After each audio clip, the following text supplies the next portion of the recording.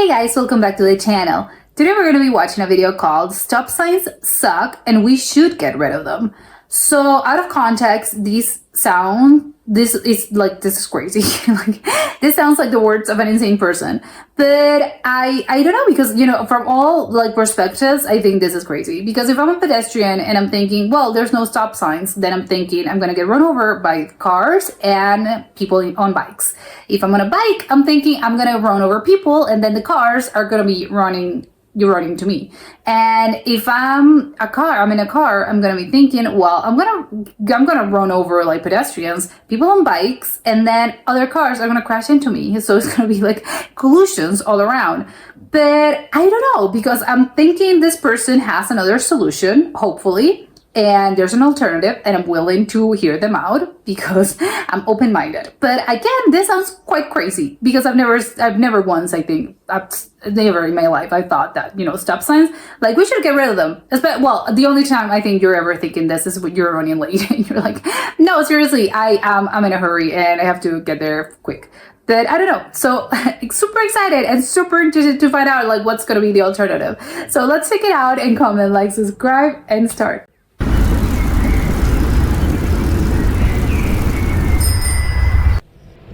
One thing I really don't miss about Canada is stop signs. Putting stop signs everywhere is a sign of failure. It's the road design equivalent of we've tried nothing and we're all out of ideas. Come on, you're Nobody being too harsh. completely stops at stop signs. Not cyclists, not drivers. This guy doesn't even bother to slow down. Well, this man stop signs are notoriously inefficient. Away. After a string of police ticketing, cyclists in San Francisco staged a protest where every cyclist came to a complete stop at this stop sign. The queue of bicycles and cars stretched several blocks down the street.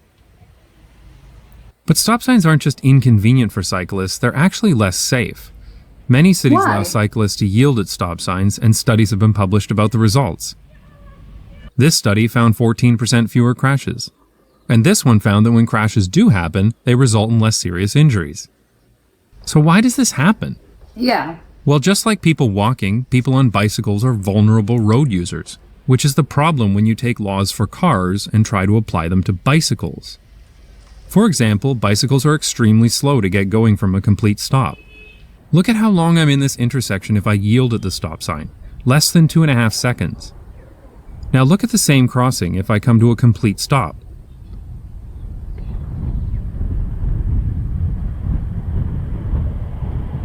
Almost 6 seconds. Wow. That's over twice as much time in the intersection, and that's just the time to cross this little Dutch junction, not some American monstrosity.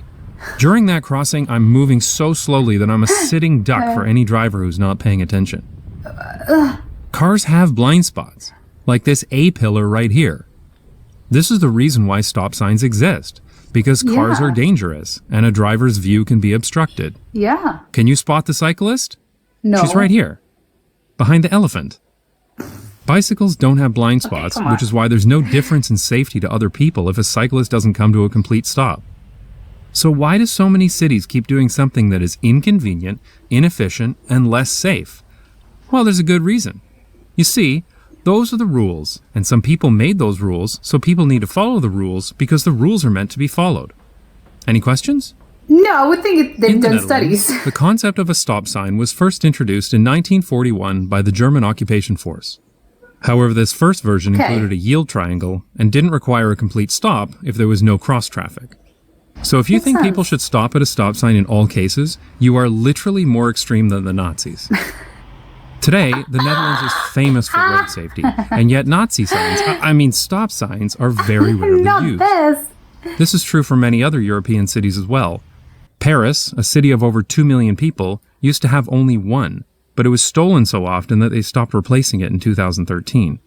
They're mostly gone from Brussels too, but there they still have these stop sign traffic light things.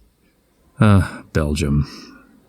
Anyway, here's what Dutch junctions look like. Some junctions have priority markings with shark's teeth. If they're pointed towards you, then you need to yield to traffic on the crossroad. Oh, okay, that's what it means. This is a typical junction in a residential area. In this case, whomever is on the right gets priority. When speeds are low enough, stop signs become unnecessary. But this is only possible with proper traffic calming. Yeah. This junction has several elements to ensure slow speeds. The road is brick, which increases road noise, and the road is relatively narrow, too.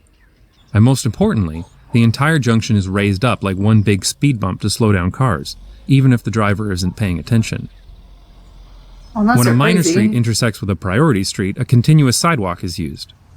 I have a whole video about continuous sidewalks that you should watch if you haven't already, because they're the best thing ever. Yeah, I don't know what's a continuous sidewalk. The most important part is the ramp is far back from the junction, which ensures the driver will be moving slowly with no signs required. This may seem chaotic to people used to rules and signs, but this arrangement forces slow speeds and forces people to pay attention. One of the problems with human psychology is that people can focus too much on the sign. I stopped, so I can go now. But it's not the stopping that's important, it's yielding the right of way. These rules focus the driver on the rule that's actually important. Of course, there are roundabouts too, and I'll make a whole other video about them someday. They are well known for being safer because of their slow speeds and the fact that cars never intersect at a 90-degree angle, resulting in less serious crashes. Though roundabouts are usually used in place of stoplights rather than in place of stop signs. So when should a stop sign be used? Well, at junctions with poor visibility, where it would be safer for a driver to stop, like this one. But this junction is also marked with zigzag lines, the word stop on the ground, and a speed bump. It's nice to not have stop signs, but it's especially nice when cycling, because it makes it possible to take an entire trip without stopping. It's really time for other cities to get rid of stop signs. First for bicycles, and then, as the roads are redesigned to be as safe as the Netherlands, for cars as well. But for now, I'll leave you with some more scenes of life without stop signs. I'm so worried about them. I think this looks chaotic to me, extremely chaotic. And I don't think there's a traffic light.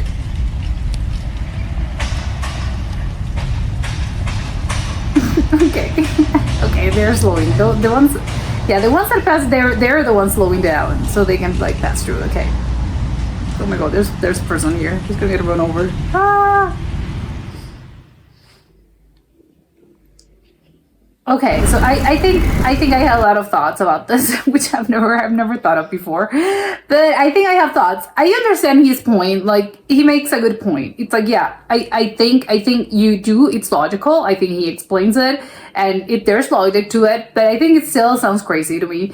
It's not just about, like, I think it's only beneficial, I think, because he's seeing it from the a biker's point of view. Like, he's in a bicycle, so of course he's going to be thinking, I don't want to slow down. It takes me like forever. So of course, and it's annoying. It's like, well, yeah, and if you're driving a car, it's also quite annoying to like put the brakes on or slow down because you obviously want an open highway. So, it's like, it's I think it's different. Like, you have to know what you're driving and, or, riding in this case. So it is like, if you're in an avenue and there's like a lot of people, a lot of pedestrians, a lot of cars, I kind of think they're needed, obviously, because again, it's like, there's a reason why you don't have these signs on highways, like, because it's like free roam, do whatever you want to. I think I think the problem is that bikes don't really have that. I think you have bicycle lanes, but it's not the equivalent to, a highway.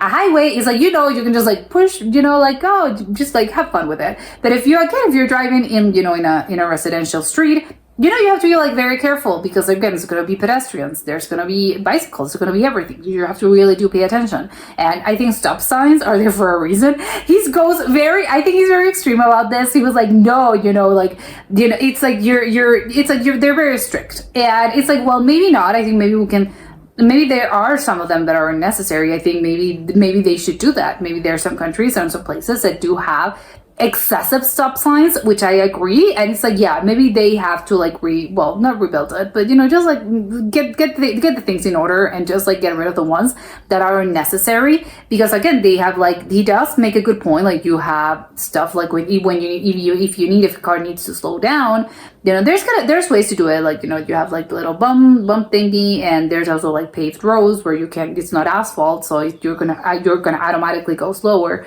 But I think at the end of the day, I hate to say it, but I think this works only like if everyone in this society like can agree to like do this. And it sounds crazy, but I think it's like that. I think it works in the Netherlands because they're used to it, and I think it's just their mentality.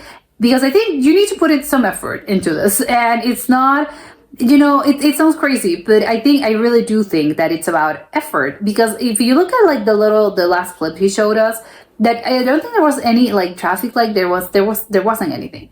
And it's like, imagine if this I think this situation thing only happens there, because if you put this sort of like type of street without a stoplight and without a stop sign, without anything, I think in a lot of places, maybe not all the places in the world, not all the countries, not all the cities, but in a lot of places in the world, it's gonna be chaos, like, because no one wants to yield, like everyone wants, because everyone's in a hurry. So obviously I'm gonna be thinking, no, I can't, like, he has to stop, not me, I have the priority. Everyone's gonna be thinking, I'm the one that should be prioritized in this case. And I think people are a little selfish in that sense, especially when people are driving. I think people like lose their marbles. And I think with bikes, I think it's sort of like a little the same, like everyone feels entitled to, pass through. And if you're a pedestrian, you're also going to be thinking, no, because I don't have a car, I don't have like a method of transport, like it's myself. So everyone should, and I always say I'm like unprotected here, so I should be the one that should be prioritized. So no one will want to stop. I think no one will want to yield, no one will want to stop, and I think it will be a chaos. It was a chaotic situation that would probably involve a lot of crashes and a lot of like people getting hurt. I think that's my perspective. So I think, again, it works in the Netherlands. And he's like, well, it's kind of like easier. I don't think it's easy to like change that mentality, because again, I think people, in just generalizing, people tend to be very selfish when they're on the roads. So I don't know if it would work in other places. I think he does like mention other places in Europe that are like that. And well, great for them. But I don't know, like there's a lot of like, just as he mentioned, like I think it was Paris. And it's like, maybe, I don't know if all of France is like that, and if there are other European cities where like this works and it worked for them, but I don't think it's viable in other places of the world. Because again, people, I think, tend to be quite selfish and they're not used to it. And also I think maybe it is a little bit of like people need to be told what to do. And I think you're putting a lot of faith into both people trying to do what's right and being like, like he deserves to pass through, like just go ahead and do it.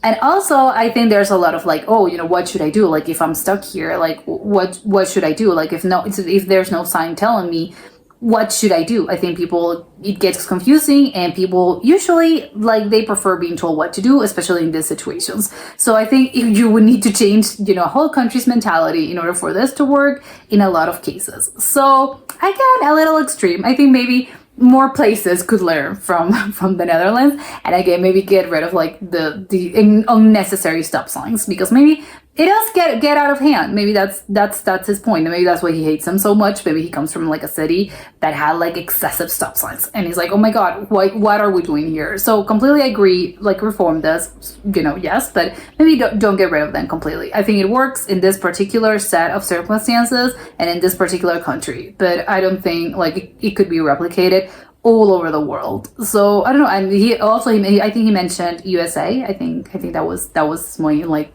point of reference. And again, I don't think it could work in the USA. Maybe in some towns, but I don't think all over the country. I don't think it would work. But interesting. Like I thought he makes a good point.